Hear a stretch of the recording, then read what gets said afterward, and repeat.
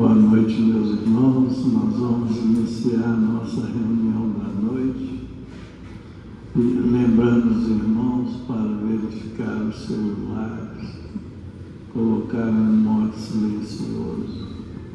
Vamos elevar o nosso pensamento a Jesus, nosso bom e amado Mestre, nosso irmão maior, agradecendo a Ele pelas bênçãos, o amparo, a assistência que temos recebido, pela sua misericórdia em nossas vidas, pela oportunidade de estudarmos os seus ensinamentos através do Consolador prometido, que tem nos ensinado a lei de Deus na sua essência, visando o nosso consolo, a nossa paz, a nossa evolução espiritual. Ave Maria, cheia de graça, o Senhor é convosco. Bendita sois vós entre os anjos, bendito o fruto do vosso ventre, nasceu Jesus. Santa Maria, Mãe de Jesus, rogai a Deus por nós, pobres pecadores, encarnados e desencarnados, hoje, agora e sempre, que assim seja. E em nome de Deus, nosso Pai, de Jesus, nosso bom e amado Mestre, e de Paulo de Tarso, patrão de nossa casa de oração, estudo e trabalho, estamos iniciando a nossa reunião da noite, na santa e bendita paz do Senhor, que assim seja. Meus irmãos, essa noite, com os nossos estudos, as nossas reflexões, nós temos o capítulo 1, o capítulo 1 do Evangelho segundo o Espiritismo, que tem como título principal as palavras de Jesus: não vim destruir a lei. Os nossos estudos se referem ao comentário de Allan Kardec, nos itens 3, 4 e 5, em que ele nos fala: Jesus não veio destruir a lei, isto é, a lei de Deus, veio cumpri-la, isso é, desenvolvê-la, dar-lhe o verdadeiro sentido e adaptá-la ao grau de adiantamento dos homens. Por isso é que, se nos depara nessa lei o princípio dos deveres para com Deus e para com o próximo, base de sua doutrina. Quanto às leis de Moisés propriamente ditas, ele, ao contrário, as modificou profundamente, quer na substância, quer na forma, combatendo constantemente o abuso pelas práticas exteriores e as falsas interpretações. Por mais radical reforma, não podia fazê-las passar do que as reduzindo a essa única prescrição: amar a Deus acima de todas as coisas e o próximo como a si mesmo. E acrescentando: aí estão toda a lei e os profetas. Por essas palavras, o céu e a terra não passarão sem que tudo esteja cumprido até o último iota. Quis dizer Jesus ser necessário que a lei de Deus fosse cumprida, tivesse cumprimento integral, isso é, fosse praticada na terra inteira, em toda a sua pureza, com todas as suas ampliações e consequências. Efetivamente, de que serviria haver sido promulgada aquela lei, se esta devesse constituir privilégio de alguns homens, ou ao menos de um único povo? Sendo filhos de Deus todos os homens, todos sem distinção, nenhuma são objeto da mesma solicitude. O papel de Jesus não foi o de um simples legislador moralista, tendo por exclusiva autoridade a sua palavra. Cabia-lhe dar cumprimento de profecias que lhe anunciavam o advento, a autoridade que vinha da natureza excepcional do seu espírito e da sua missão divina. Ele viera ensinar aos homens que a verdadeira vida não é a que transcorre na terra, e sim a que é vivida no reino dos céus. Veio ensinar-nos o caminho que a esse reino conduz, os meios de se reconciliarem com Deus e de pressentirem esses meios na marcha das coisas por vir, para a realização dos destinos humanos. Entretanto, não disse tudo, limitando-se, respeito a muitos pontos, a lançar o germe de verdades que, segundo ele próprio declarou, ainda não podiam ser compreendidas. Falou de tudo, mas em termos mais ou menos implícitos. Para ser apreendido o sentido oculto de algumas palavras suas, mister se fazia que novas ideias e novos conhecimentos lhe trouxessem a chave indispensável, ideias que, porém, não podiam surgir antes que o espírito humano houvesse alcançado certo grau de madureza. A ciência tinha de contribuir poderosamente para a eclosão e o desenvolvimento de tais ideias. Importava, pois, dar à ciência tempo para progredir. O Espiritismo é a ciência nova que vem revelar aos homens, por meio de provas irrecusáveis, a existência e a natureza do mundo espiritual e as suas relações com o mundo corpóreo. Ele nos mostra não mais como coisa sobrenatural, porém, ao contrário, como uma das forças vivas e sem cessar atuantes na natureza, como fonte de uma imensidade de fenômenos que até hoje incompreendidos e, por isso, relegados para o domínio do fantástico e do maravilhoso.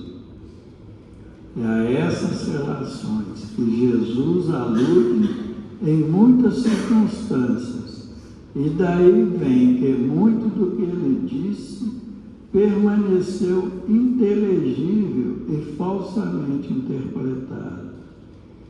O Espiritismo é a chave com o auxílio do qual se explica de modo fácil. Essa lição que Kardec nos traz é conjugada com o Evangelho de São João, capítulo 3, versos 16 e 17, do qual consta o seguinte: porque Deus tanto amou o mundo que deu o seu Filho unigênito, para que todo o que nele crer não pereça, mas tenha vida eterna. Pois Deus enviou seu Filho ao mundo, não para condenar o mundo, mas para que este fosse salvo por meio dele. Conjugado com essas lições, nós temos a pergunta 625 do Livro dos Espíritos, quando foi perguntado a eles: qual o tipo mais perfeito que Deus tem oferecido ao homem para lhe servir de guia e modelo? E eles responderam: Jesus. Essa noite nós contamos com a colaboração dos nossos irmãos Gilvan e Lucas. Passamos a palavra ao Gilvan.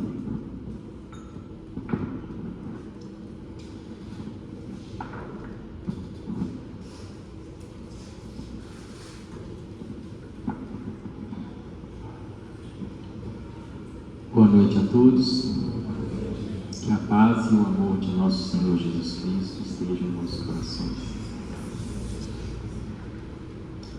Meus irmãos, inicialmente é importante ressaltar que não foi sem motivos que Allan Kardec, como notável pedagogo e educador, inspirado e orientado pela espiritualidade superior, começou essa obra do Evangelho segundo o Espiritismo, que é certamente o coração da doutrina, da nossa querida doutrina, com essa fala de Jesus: não vim destruir a lei, mas cumpri-la. Era necessário, meus irmãos, deixar bem claro, logo no início da obra, qual que é a posição espiritual e a missão de Jesus perante a humanidade, bem como correlacionar, destacar o papel do Espiritismo, que é o Evangelho retivivo de Jesus restaurado, dentro do contexto das 3 revelações divinas. Conforme temos estudado aqui na Fraternidade, este capítulo 1 do Evangelho segundo o Espiritismo explica o caráter progressivo das revelações de Deus e suas leis. Mas antes de entrar nessa temática das 3 grandes revelações, todas elas coordenadas por Jesus, como nós iremos ver mais adiante, é preciso recordarmos o fundamento básico de tudo: Deus. Questão número 1 do Livro dos Espíritos: Deus é a inteligência suprema e causa primária de todas as coisas. Então o Pai criou tudo e Ele é eterno, perfeito e imutável. Deus é eterno porque Ele sempre existiu. Ele não teve um começo, porque se Ele tivesse tido um começo, alguém teria criado Ele, já que não existe efeito sem causa. Então, Deus é eterno, sempre existiu, e sempre foi o mesmo Pai, infinitamente bom, sábio, justo e misericórdia. Entretanto, nós, suas criaturas, criadas todas iguais, simples e ignorantes, demoramos muito para amadurecer, adquirir consciência e compreensão acerca das coisas. E desde os estágios mais primitivos, vamos evoluindo no decurso dos milênios, sempre, em primeiro lugar, evoluindo no intelecto e depois evoluímos moralmente, conforme nos ensinam os Espíritos na questão 780 do Livro dos Espíritos. Primeiro, a humanidade progride intelectualmente para depois progredir moralmente no campo do sentimento. E é nesse estágio que nós nos encontramos. A lei do progresso, ela é lei divina. Então, com exceção de Deus, que já é perfeito e imutável, tudo na criação está progredindo. Os seres, os mundos, o conhecimento da verdade também nos chega de forma progressiva, muito embora a verdade seja única e absoluta, mas nós só conseguimos acessá-las parceladamente, à medida em que evoluímos. Então, esse primeiro capítulo do Evangelho segundo o Espiritismo, nos apresenta 3 grandes momentos na história da humanidade em que Deus e suas leis se revelaram de forma mais eloquente, porque Ele sempre existiu.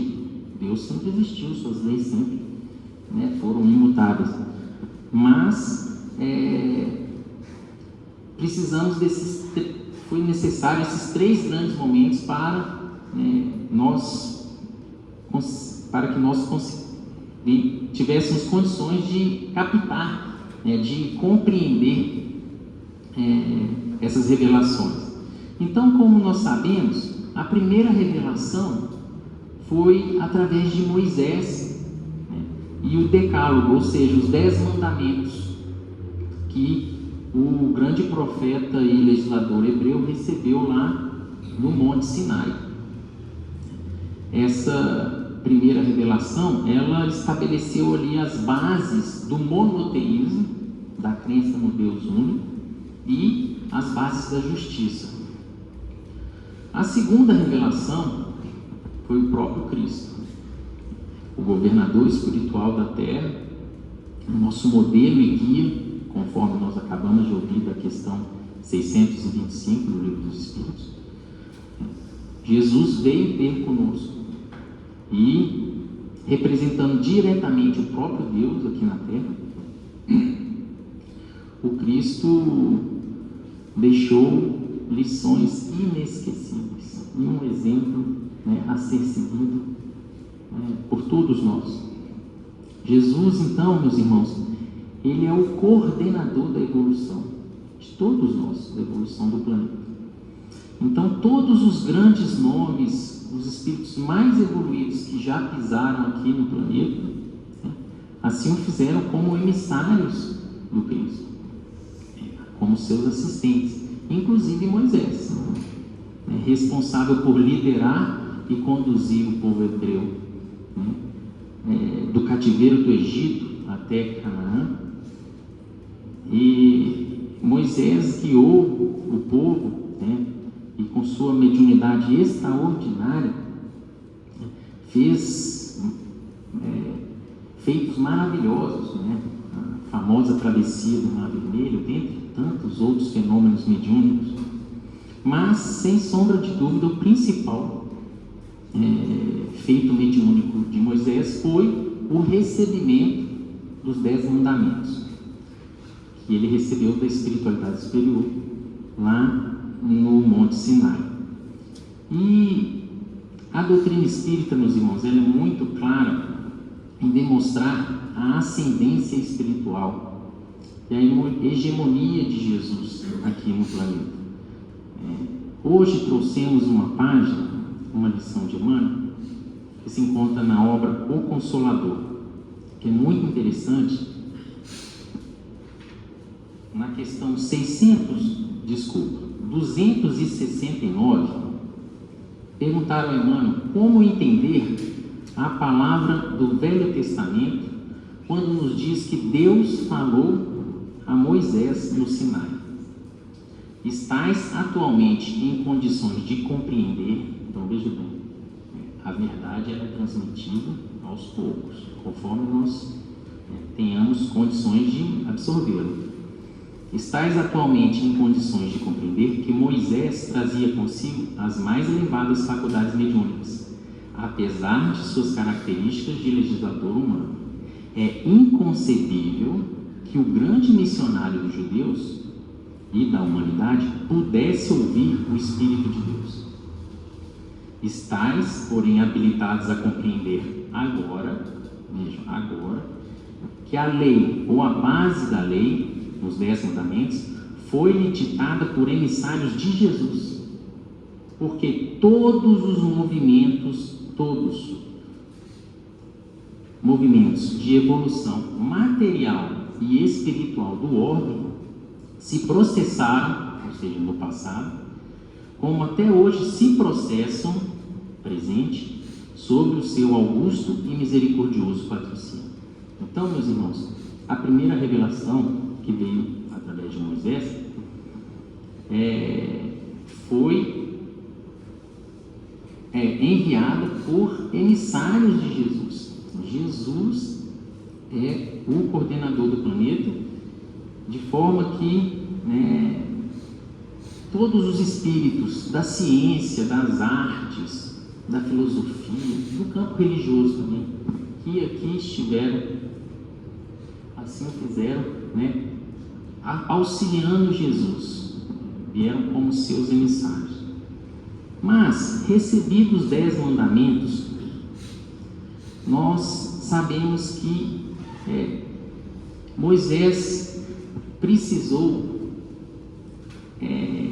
controlar aquele povo primitivo durante essa travessia aí de 40 anos pelo deserto. Os 10 mandamentos não eram suficientes para um povo ainda muito brutalizado. Então Moisés criou normas, decretou leis de aspecto civil, disciplinar, para controlar a multidão mesmo. E por isso temos lá no Velho Testamento os 5 primeiros livros, o Pentateuco, Gênesis, Êxodo, Levítico, Números e Deuteronômio, que no dizer de Emmanuel é o início, né, da mais elevada ciência religiosa de todos os tempos. Então tudo começou ali, mas era preciso progredir. Então, meus irmãos, quando se fala, né, em lei mosaica, nós precisamos compreender que ela tem 2 partes muito distintas na sua essência e na sua origem. Nós temos a lei de Deus, promulgada, né, no Monte Sinai, e a lei civil, disciplinar, que é apropriada ao caráter, né, e aos costumes do povo. Jesus, quando disse que não veio ao mundo, né, para destruir a lei, mas para cumpri-la, ele estava se referindo à lei de Deus, que é eterna, que é imutável, né, que é perfeita. Então, meus irmãos, no que diz respeito à lei de Deus, ele veio cumpri-la.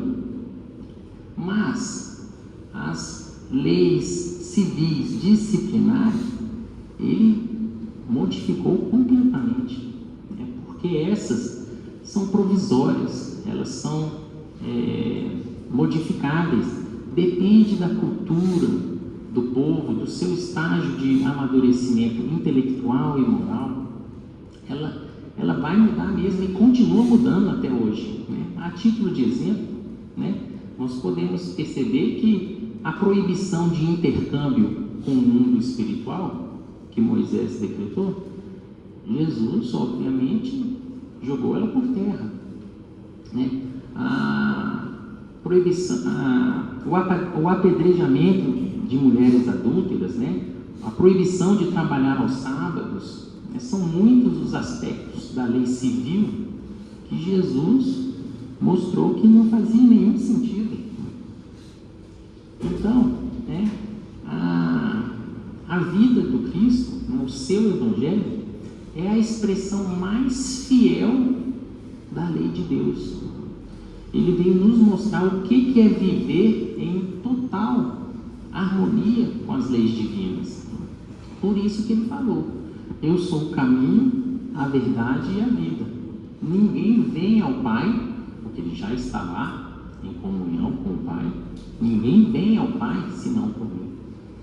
É seguindo os seus exemplos, as suas lições, que nós também chegaremos nessa condição. A lição do amor que o Cristo nos trouxe, né, ela é o fundamento básico de tudo. Todas as leis, tudo na criação, né, decorre, tem fundamento no amor de Deus. Por isso que ele resumiu tudo em 2 mandamentos, falando que inclusive que eles se assemelham. Toda a lei e os profetas se resumem: amar a Deus acima de todas as coisas e o próximo como a si mesmo. Se vocês cumprirem isso, vocês estão cumprindo toda a lei. E Jesus ainda nos revelou um Pai amoroso, um Pai que justo, sim, mas que também é misericordioso, amoroso, né? Nos demonstrou a vida eterna, a vida espiritual, que é a nossa verdadeira vida, inclusive nos comprovando, né, a imortalidade da alma, quando, né, ressuscitou e esteve com os apóstolos durante várias e várias oportunidades, mas ele não pôde aprofundar em alguns temas mais complexos, porque nós não tínhamos condições de compreender. Era necessário que nos preparássemos melhor, que amadurecêssemos intelectualmente e moralmente para compreender mais aspectos da verdade. E veio então o avanço da ciência.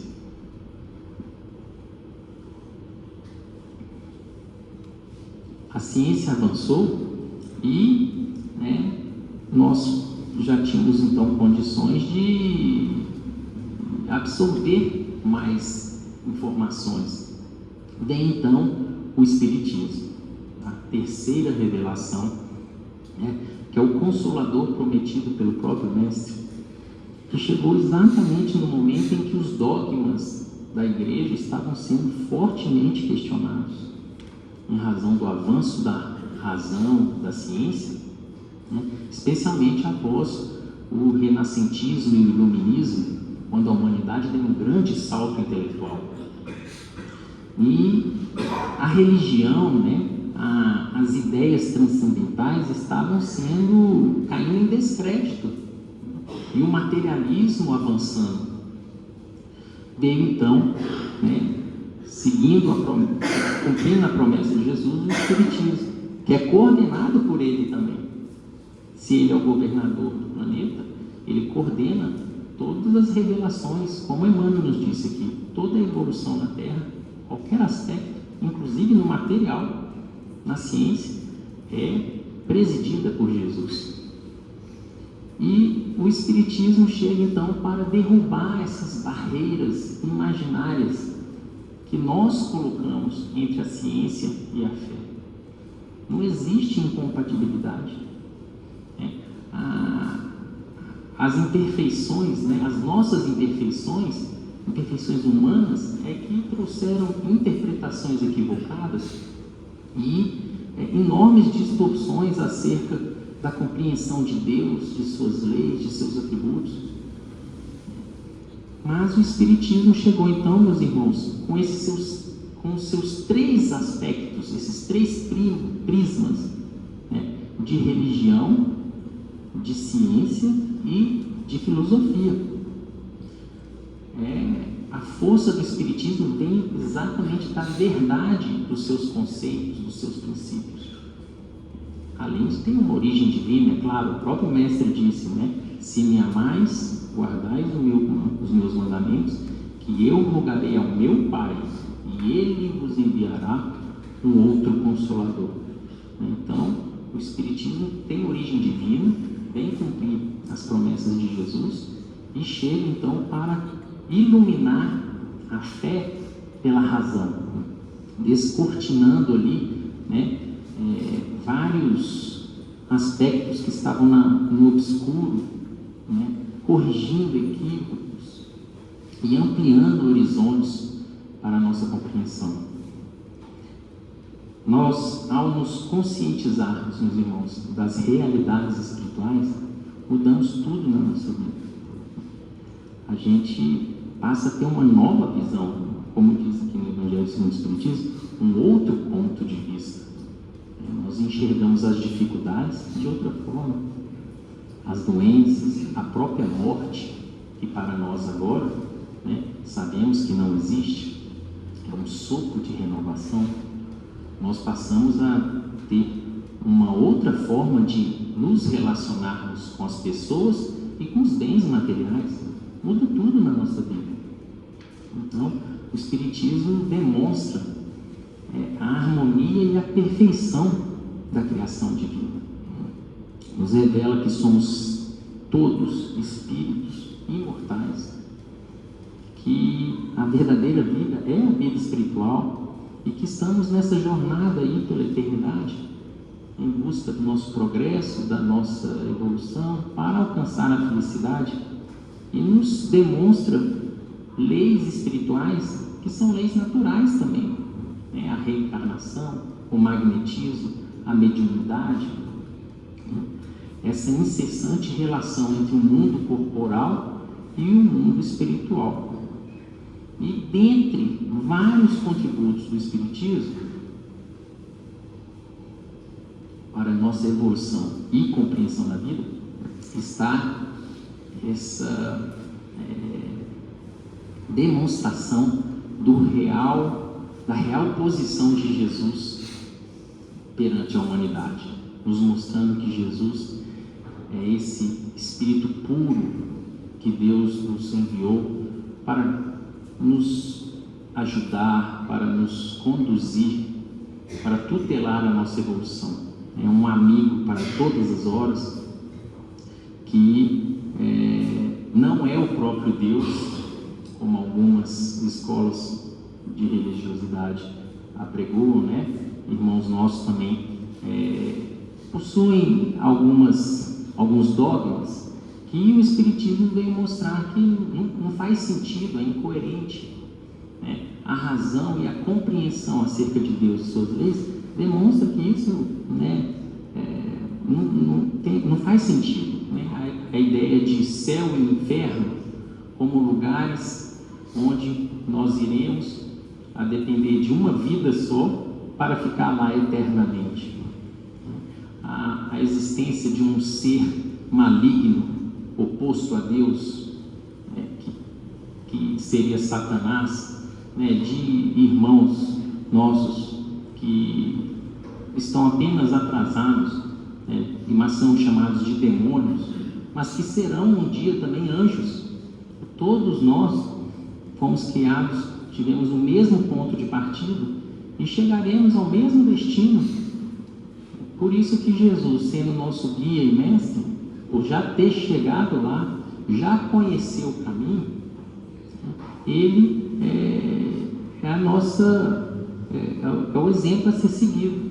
Então, meus irmãos, nós temos que nos lembrar que o próprio Jesus disse: vós sois deuses, vós sois dois, aquele que crê em mim também fará as obras que tenho realizado, fará coisas ainda maiores do que estas, porque todos nós temos o DNA divino, temos potencialidades, né, que precisam ser cultivadas, trabalhadas para, né, desenvolver através do nosso esforço pessoal e chegar ao destino que todos nós estamos aguardando. Cabe-nos então, meus irmãos, seguir, né, o Mestre amado, né, e temos a eternidade pela frente, mas desde já temos que aproveitar esse valioso tempo, como Jesus nos ensinou lá na obra Jesus no Lar, né, que o tempo é o talismã divino. Temos que aproveitar cada oportunidade para avançar. E Emmanuel nos traz uma página muito bonita no livro Rumo Certo, que se chama Mais com Jesus. Nela, o benfeitor e professor querido Emmanuel nos traz algumas dicas bem valiosas acerca dessa jornada, desse caminho que nós temos pela frente. E ele diz assim: desarrazoado exigir de qualquer de nós transformações intempestivas. Por mais formosas e edificantes as lições de aperfeiçoamento moral, é forçoso acomodar-nos com o espírito de sequência na marcha do tempo, a fim de que nos afeiçoemos a elas, adaptando-nos gradativamente aos princípios que nos preceituem. Ser-nos-á, porém, claramente possível melhorar-nos com mais urgência e segurança se adotarmos a prática de permanecer um tanto mais com Jesus a cada dia. Então, Emmanuel nos diz aqui, olha, a natureza não dá saltos. O progresso é assim mesmo, é aos poucos, né? A gente tem que se esforçar ao máximo, agir com todo empenho, mas calma, é um passinho de cada vez. E qual que é a dica? Um tanto mais com Jesus a cada dia. E aí ele vai dando os exemplos. Problemas intricados surgiram, concitando-nos a soluções inadiáveis. Se estivermos de sentimento interligado um pouco mais com Jesus, aprenderemos a ceder de nós, sem qualquer empeço, apagando as questões que nos induzam à perturbação e à discórdia. Apareceram desacatos impulsionando-nos ao revide? Se os recebermos um tanto mais com Jesus em nossas atitudes e respostas, todas as expressões de desapreço serão dissolvidas nas fontes da compreensão e da tolerância. Surpreendemos companheiros que se fazem difíceis? Se lhes acolhermos os obstáculos, conservando as nossas diretrizes e providências um tanto mais com Jesus, para breve se nos transfigurarão em colaboradores valiosos, convertendo-se por fim em estandartes vivos de nossas ideias. Encontramos desencantos nas trilhas da experiência, aceitando-os, no entanto, um tanto mais com Jesus, em nosso comportamento, para logo se transformarão em lições e bênçãos que passamos a agradecer à sabedoria da vida. Em casa, no grupo de trabalho, na vida social, na profissão, no ideal e na vida pública, experimentemos sentir, pensar, falar e agir um tanto mais com Cristo e observaremos os resultados. Pouco a pouco, perceberemos que o Senhor não nos pede prodígios de transformação imediata ou espetáculos de grandeza, porque Ele já nos conhece há muito tempo, melhor do que nós mesmos. Então, sabe que a gente não vai conseguir fazer nada de extraordinário.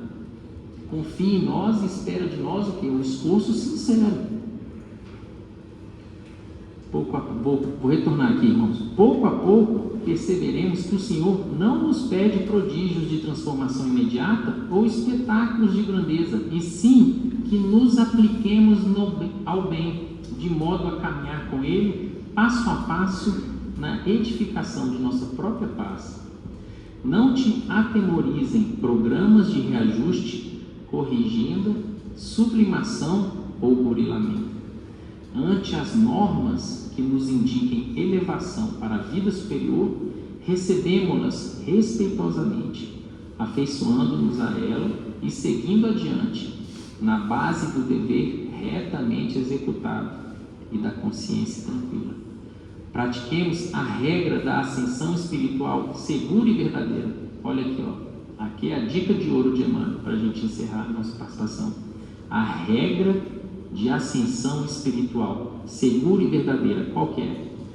Sempre um pouco menos com os nossos pontos de vista pessoais e a cada dia que surge, sempre um tanto mais com Jesus. Que o Divino Mestre nos abençoe.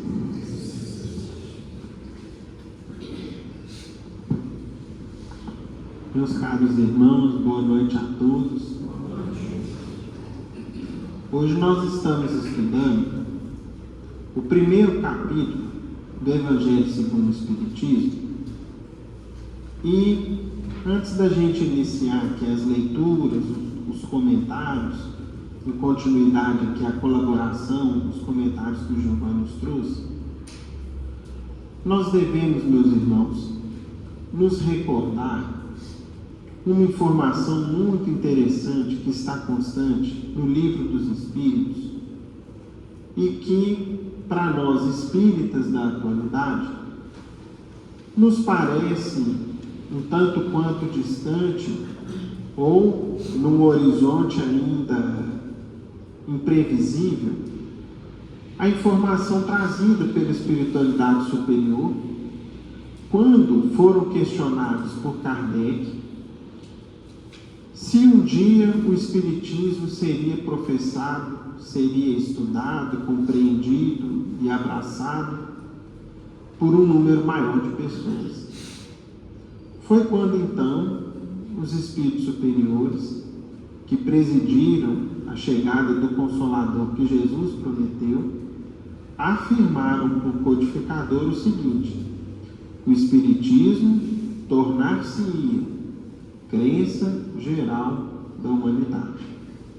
Pois bem, esse capítulo, meus irmãos, vai fazer para a gente, ele é um capítulo de certa forma pequenino do Evangelho segundo o Espiritismo, mas ele estabelece para a gente uma grande postura, nos coloca os elos de ligação entre as tradições religiosas em relação ao passado judaico-cristão que nós possuímos e do qual nós já participamos em maior ou menor intensidade, maior ou menores oportunidades ao longo do nosso passado encarnatório.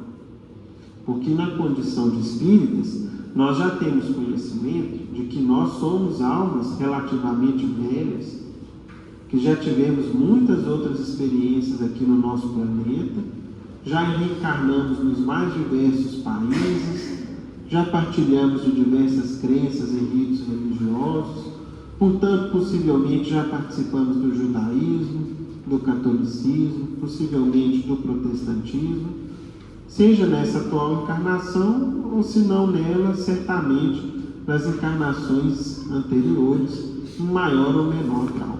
Pois bem, como que esse capítulo, então, vai nos ajudar a unir essa tradição judaico-cristã, que nos é o nosso alicerce, e do qual a gente precisa, de certa forma, aprender como navegar por ela.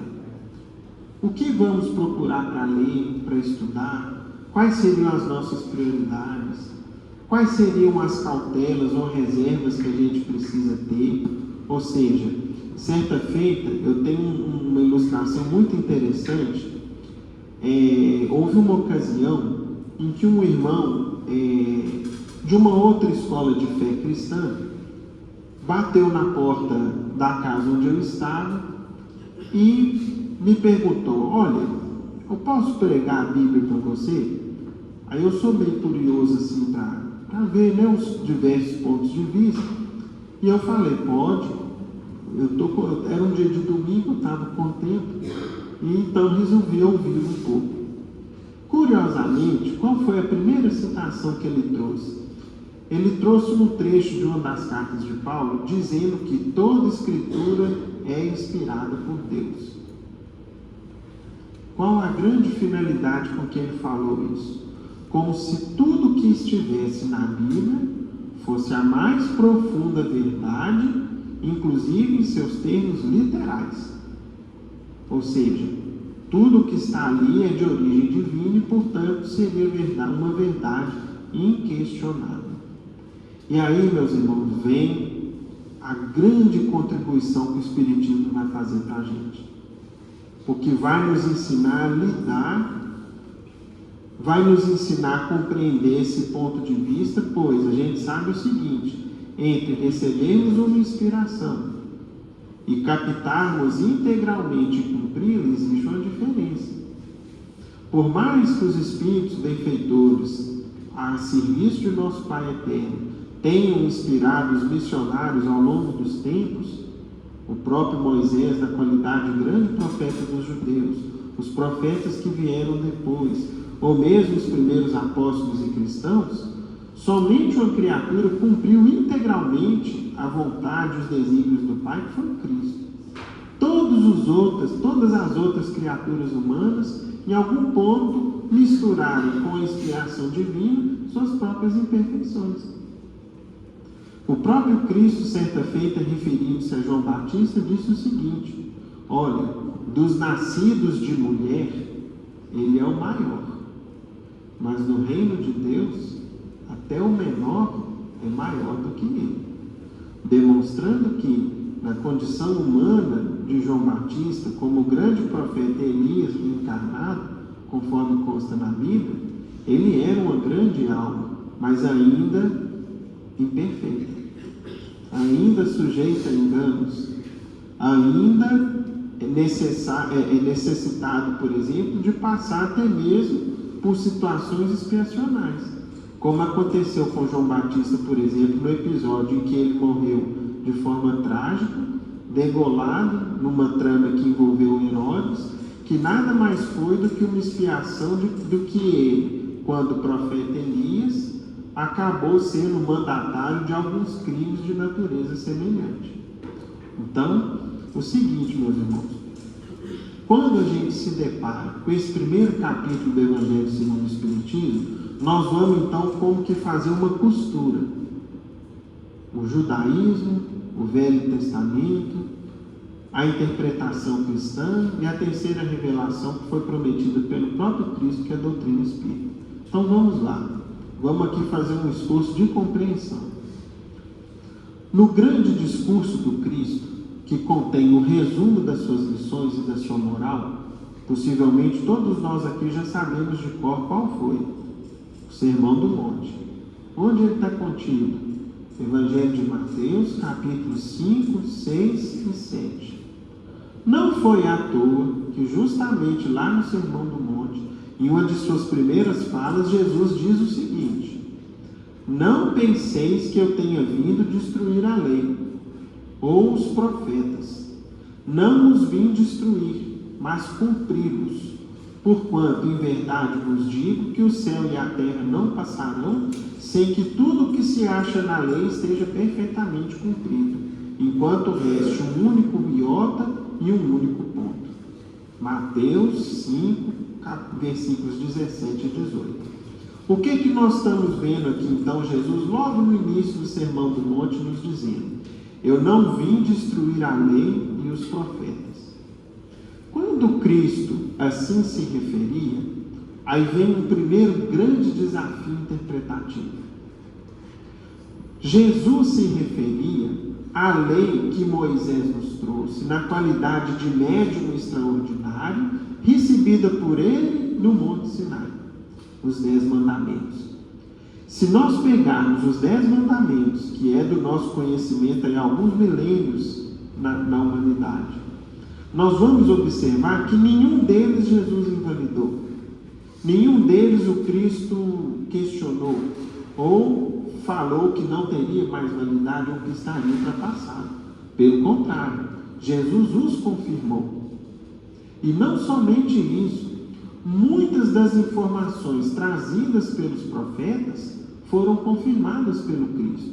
Por exemplo, o profeta Daniel dizia que o Messias, quando viesse, evocaria para si o título de Filho do Homem.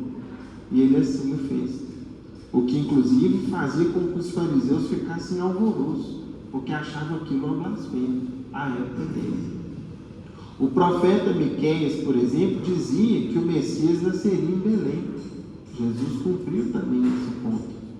Se nós pegarmos, por exemplo, um terceiro profeta, Isaías, constante do Velho Testamento, nós vamos ver que no capítulo 53 dele, muito do que ele disse sobre a forma com que o Messias, o Salvador, seria tratado, acabou acontecendo na vida do Cristo. Os sacrifícios aos quais Jesus foi submetido, as humilhações, a ignorância da humanidade num julgamento completamente injusto que se processou com o Mestre. Então, Jesus não veio destruir a lei e os profetas, mas cumpri-los. Entretanto, meus irmãos, de onde deriva o engano que muitos dos judeus à época tiveram dificuldade de compreender e, até mesmo na atualidade, nós verificamos que outros irmãos nossos, vinculados a outras escolas religiosas, ainda têm. Quando Jesus referiu-se à lei, dizendo a lei divina de que Moisés foi portador no Monte Sinai, muitos entenderam que a lei a que Jesus se referia dizia respeito a um conjunto enorme de ordenações, de leis e tradições que os judeus defendiam, estudavam, ensinavam e fiscalizavam o cumprimento à sua época. E aí nós vamos ter noção agora de como que isso era complicado. Segundo a tradição dos judeus vigente à época de Jesus, todos os integrantes do povo judeu deveriam, meus irmãos, conhecer e cumprir 613 mandamentos. 613 leis. Essas leis, é curioso porque são muitas. E ainda hoje, se a gente pesquisar no Google, a gente acha quais são essas leis. À época, elas foram organizadas, onde era a origem desses 613 leis, desses 613 mandamentos? Os 5 livros legados por Moisés, que compunham a chamada Torá, que o Gilvan comentou há pouco para a gente. Gênesis, Êxodo, Levítico, Deuteronômio e Números. Foram extraídos esses 613 mandamentos. E o que é mais interessante, vejam como que tudo tem um simbolismo com que eles faziam e ensinavam ao povo. Dos 613 mandamentos, 248 diziam o que fazer e 365 o que não fazer. Os 248, segundo o conhecimento e a tradição da época, era o número de ossos e de órgãos do corpo humano. Como se fosse o seguinte: olha, o número de ossos e de órgãos que você tem, lembra o que você precisa fazer. E os 365, que era o que não fazer, os dias do ano. Ou seja, como se para cada dia do ano você se lembra de algo que não pode ser feito. E aí, meus irmãos, o que acontecia à época? Quem conseguia cumprir isso? Praticamente ninguém. Qual que era a noção geral que se tinha no povo? De que, excetuando-se a classe sacerdotal, todos eram o quê? Infratores da lei. Eram pecadores. Não é à toa que nós vamos ver aquela passagem de Jesus no templo, na sinagoga, quando chegam lá um fariseu e um publicano, e o fariseu ostentava sua fé e sua pretensa pureza, ao passo que o publicano simplesmente dizia o seguinte: ó Pai, me perdoe porque eu sou um pecador. E aí o Cristo naquele dia fala: a prece dele valeu, a do fariseu cheio de orgulho não.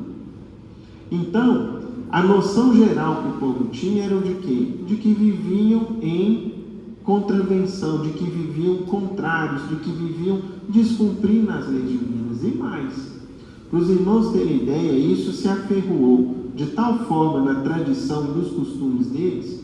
Todos os homens usavam mantos à época. Não sei se vocês já ouviram falar, até mesmo existem produções aí de cinematográficas e de séries disponíveis hoje em dia que mostram uma parte dessa tradição.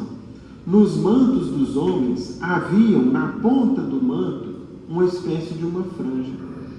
Aquela franja tinha um nome específico e o número de fios combinado ao número de nós que a franja levava dava o número 613. Como se fosse para o tempo todo lembrar eles o seguinte: lembre-se das 613 leis que vocês precisam cumprir. Aí vem o grande ensino do Cristo. Certa feita, o mestre virou e disse o seguinte, ele nos disse que, vejam só, combatendo constantemente o abuso das práticas exteriores e as falsas interpretações, por mais radical reforma não podia fazê-las passar do que as reduzindo a uma única lei, a uma única prescrição. Jesus pegou e disse o seguinte, porque uma vez o doutor da lei perguntou a ele: qual a lei maior? Dessas 613, o que é prioridade? Qual é o principal ponto? Aí Jesus disse: olha, todas se resumem no seguinte ponto: amar a Deus acima de todas as coisas e o próximo como a si mesmo. Aí estão toda a lei e os profetas. Então vejam, meus irmãos, a sabedoria do Cristo ao ensinar para o povo o seguinte: a essência É a lei de amor. É nós termos o nosso Pai Criador todo o respeito, todo o louvor, todo o amor que tem na nossa alma, no nosso coração. E desse sentimento de amor e de conhecimento íntimo que nós temos, de que toda essa maravilha que a gente observa, existe uma causa inteligente, boa, soberana, justa, onipresente, onipotente, que sempre existiu e que sempre irá existir, a gente conclui então que nós não podemos amar a Deus não amando a sua obra. E qual é a obra divina? Justamente a humanidade e os seres inferiores que estão aí à nossa volta na natureza. Portanto, meus irmãos, foi o grande elo do Cristo mostrando o seguinte: olha, eu não vim invalidar a lei que Moisés recebeu no Sinai. Agora, aquilo que Moisés instituiu, conforme o Giovanni nos explicou, como um regulamento provisório, e atribuiu a esse regulamento provisório uma origem divina, isso aqui, vamos rasgar e jogar fora. Porque a essência é o que eu estou deixando agora para vocês. É a lei de amor.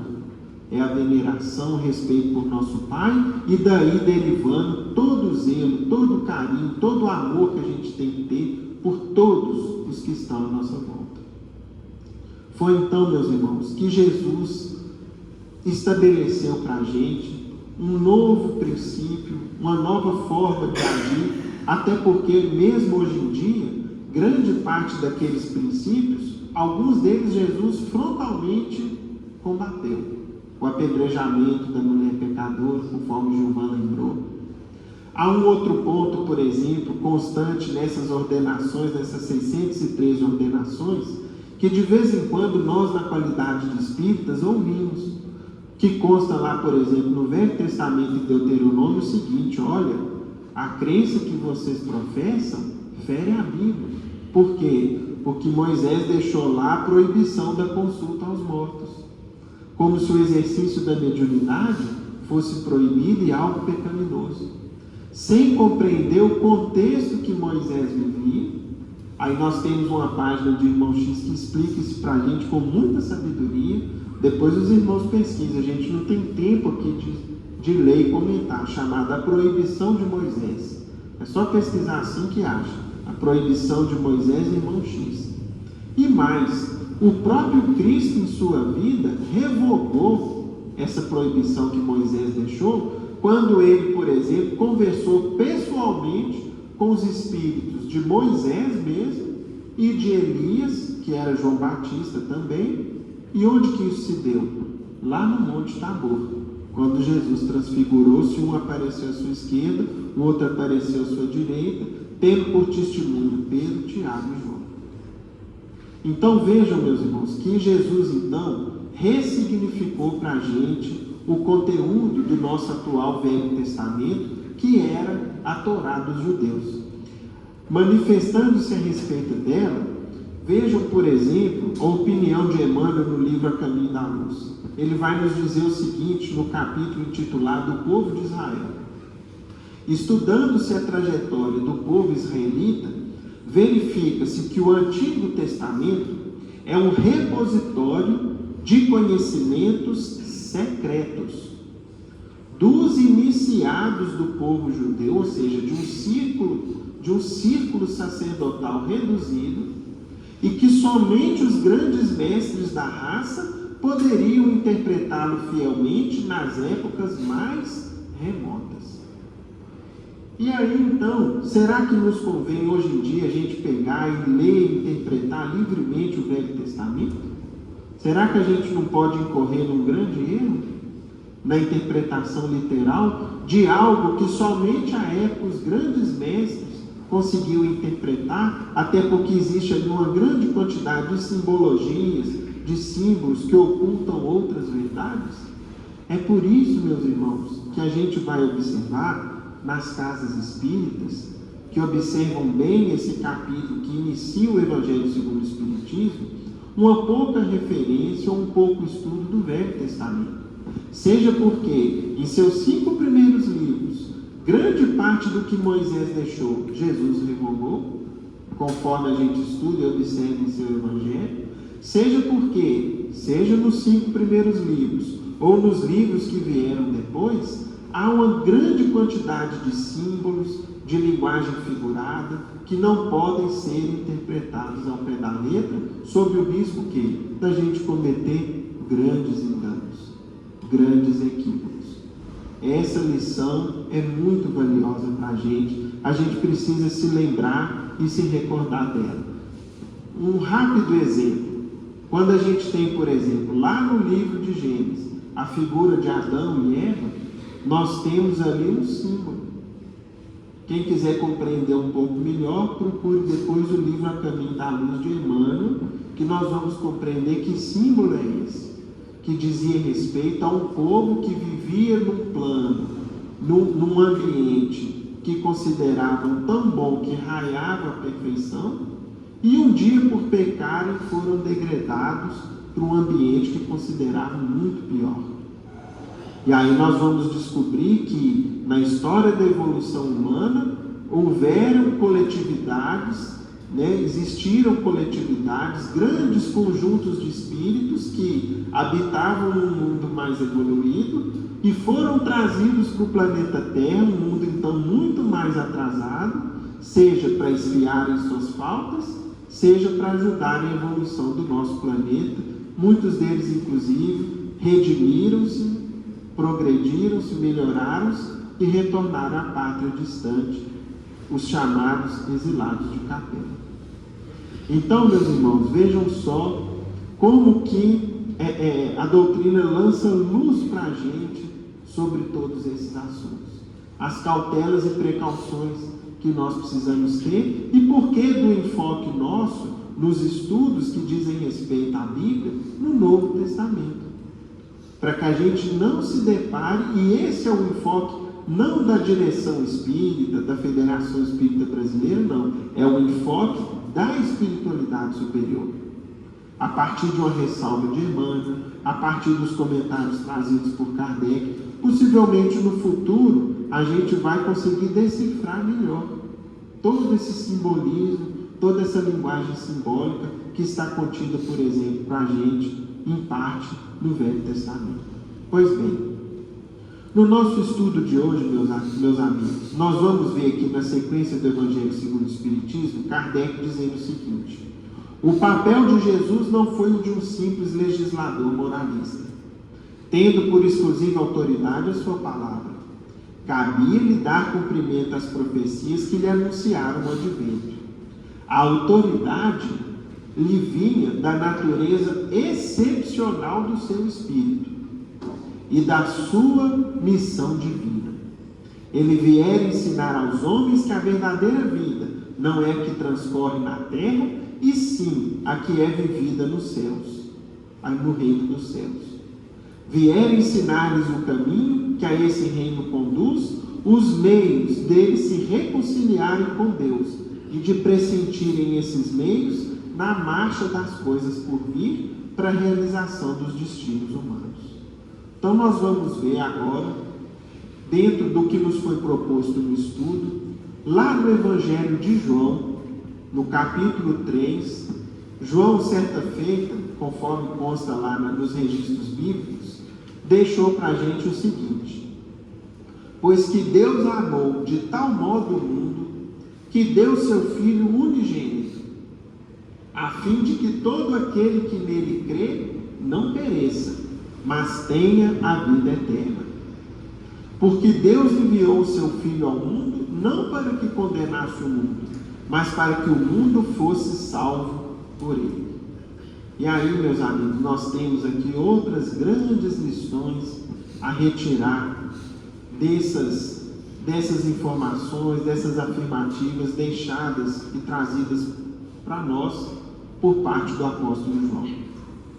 Quando ele começa nos dizendo que Deus amou o mundo de tal maneira que deu seu Filho unigênito, nós vamos perceber nessa afirmativa justamente o que Kardec nos falou, quanto à natureza excepcional de Jesus. Não adianta, meus irmãos, nós queremos compreender a vida do Cristo, o seu modo de agir, o seu comportamento sob a ótica do comportamento humano. É um grande erro de nossa parte querermos humanizar a conduta do Cristo. A doutrina espírita vai nos trazer lições muito valiosas nesse sentido. E por que é importante a gente ressaltar isso?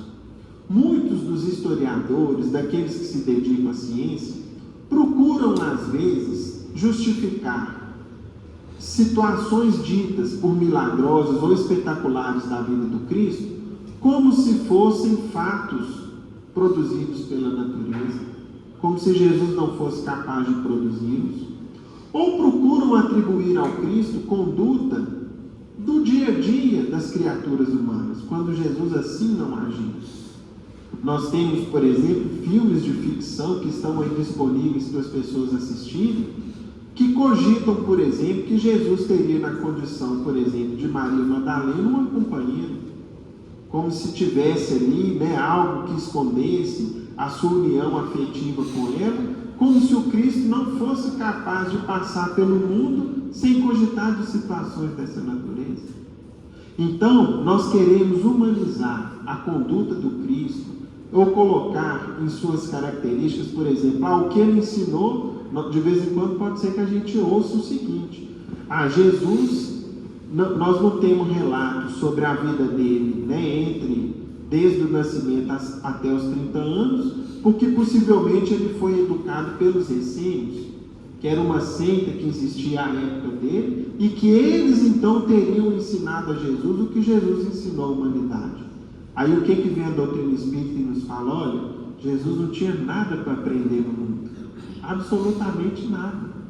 Jesus só veio aqui ensinar. Ele tinha uma sabedoria plena desde os primeiros dias ou primeiras horas de sua presença na terra.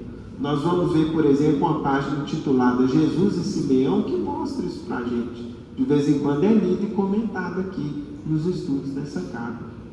Então, quando João nos afirma que o Cristo era um filho unigênito, diz respeito à natureza espetacular, excepcional e extraordinária do Cristo. Natureza é essa, meus irmãos, que nós não temos ainda condições de compreender integralmente. Muitos pontos sobre a vida e sobre a conduta do Mestre, mesmo os espíritos superiores na atualidade da doutrina espírita no mundo, ainda não se manifestaram. Talvez porque a gente não tem condições de compreender, seja porque a ciência ainda está atrasada, ou porque nós não temos condições morais de compreender, assimilar e tomar como verdade. Precisa ainda o quê? De tempo. Mas se a gente quiser ter uma noção da grandeza do Cristo, a mesma doutrina espírita vai nos ajudar. Lá no livro A Caminho da Luz, nós vamos ver no primeiro capítulo o seguinte: rezam as tradições do mundo espiritual que na direção de todos os fenômenos do nosso sistema, que não dá aqui para ter certeza se é o sistema solar ou se diz respeito a algo ainda maior, existe uma comunidade de espíritos puros e eleitos pelo Senhor Supremo do Universo, em cujas mãos se conservam as rédeas diretoras da vida de todas as coletividades planetárias. Essa comunidade de seres angélicos e perfeitos, da qual Jesus é um dos membros divinos, ao que nos foi dado saber, apenas já se reuniu nas proximidades da Terra para a solução de problemas decisivos da organização e da direção do nosso planeta por 2 vezes ao longo dos milênios conhecidos.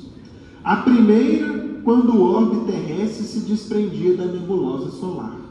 E a segunda, quando se decidia a vinda do Senhor à face da Terra, trazendo à família humana a lição imortal de seu evangelho de amor e redenção. Ou seja, o que a doutrina espírita está nos dizendo aqui? Jesus faz parte de um colégio de seres angélicos e perfeitos que decidem e organizam uma parte da criação divina e que são representantes diretos do Pai Criador e eleitos por Ele. Agora, como foi a trajetória evolutiva do Cristo? Isso aí, meus irmãos, nós ainda não temos condições de saber. A gente precisa se contentar e aceitar essa realidade, né? Nós vamos ver ainda, na continuidade das afirmativas de João, nós vamos perceber o seguinte: quando João fala que Jesus era o Filho unigênito do Pai, nós vemos aqui a distinção entre Pai e Filho, invalidando, portanto, a premissa da Santíssima Trindade ensinada em outras escolas religiosas. Pai, Filho e Espírito Santo não são o mesmo ser, são seres distintos. E continua João: a fim de que todo aquele que nele crê, não pereça, mas tenha a vida eterna. Dessas afirmativas, meus irmãos, algumas escolas de fé nos ensinam que a fé nos salva.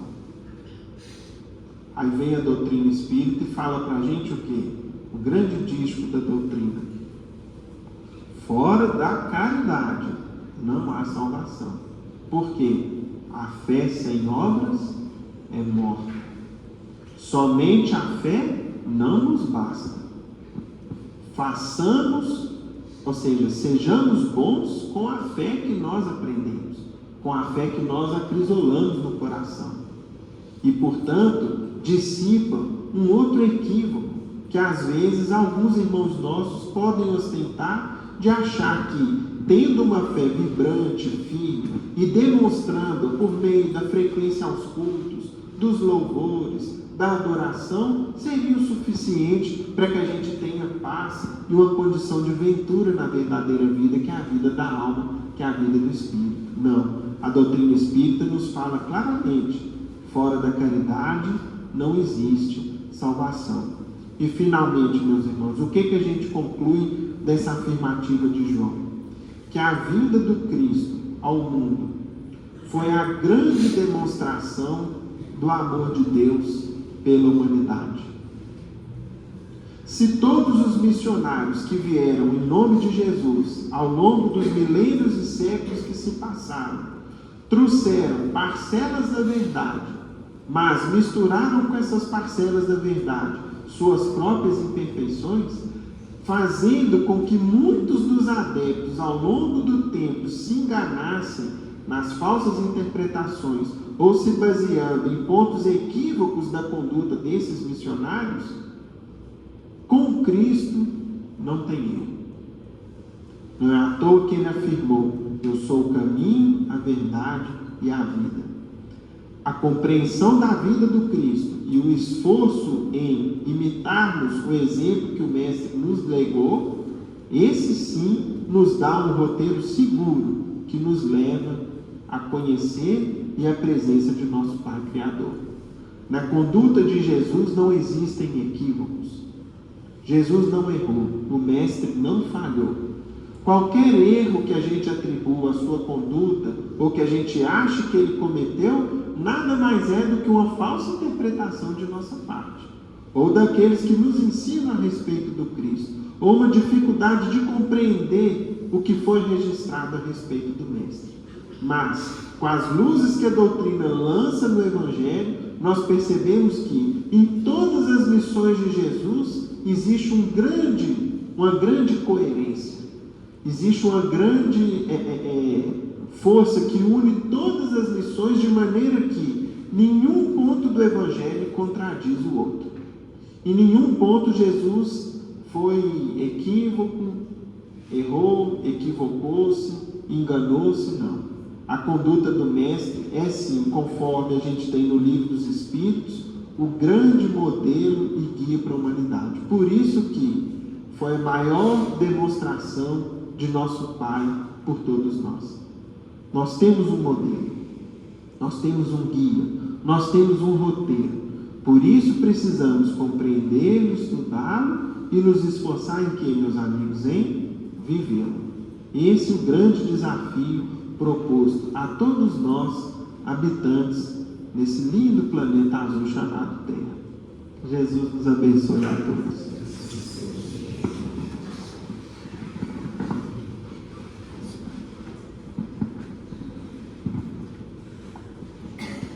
Lembramos aos irmãos que a nossa nona Feira do Livro continua nessa noite até o próximo sábado.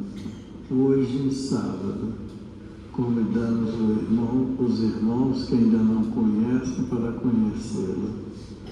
Vamos fazer a nossa prece de encerramento, pedindo a Dona Luzia que a faça por nós.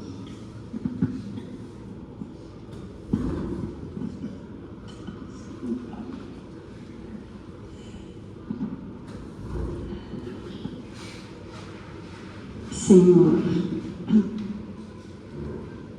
elevamos o nosso pensamento e o nosso coração a vós, agradecendo por esse momento único na nossa vida, quando nos reunimos em Teu santo nome, porque sabemos que aqui o Senhor está entre nós, abençoando as nossas tarefas, os nossos estudos.